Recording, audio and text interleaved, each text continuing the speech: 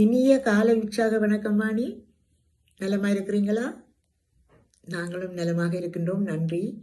நீங்களும் பாமுக உறவுகள் அனைவரும் நலமாக இருக்க வேண்டும் என்று இந்த வேளையில் இறைவனை பிரார்த்தித்துக் கொண்டு அனைவருக்கும் இனிய காலை வணக்கங்கள் கூறி அமைதியான இந்த நாளை எங்களுக்கு தந்த இறைவனை வாழ்த்தி போற்றி வணங்குவோம்.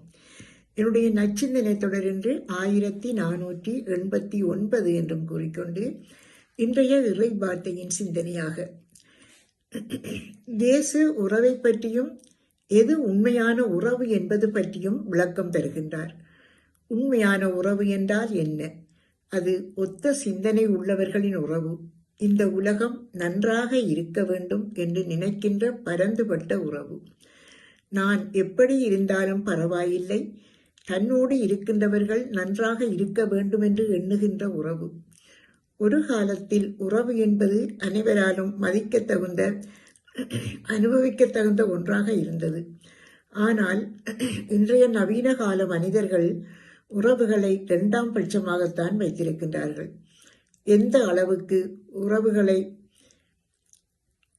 சுருக்கிக் கொள்ள முடியுமோ அந்த அளவுக்கு அது நல்லது என்பதுதான் இப்போதைய வாழும் மக்களின் எண்ணம்.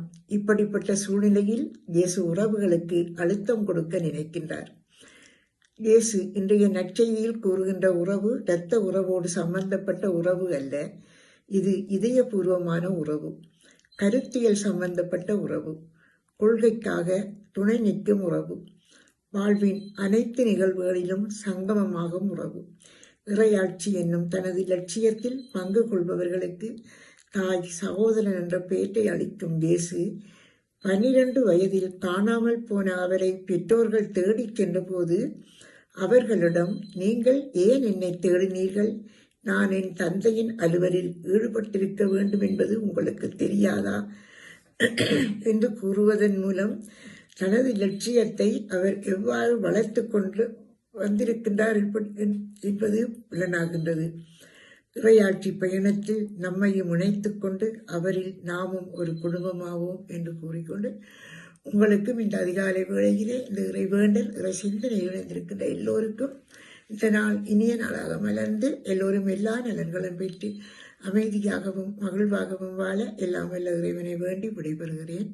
நன்றி, வணக்கம் வாணி. நன்றி, சந்திப்போம். நன்றி.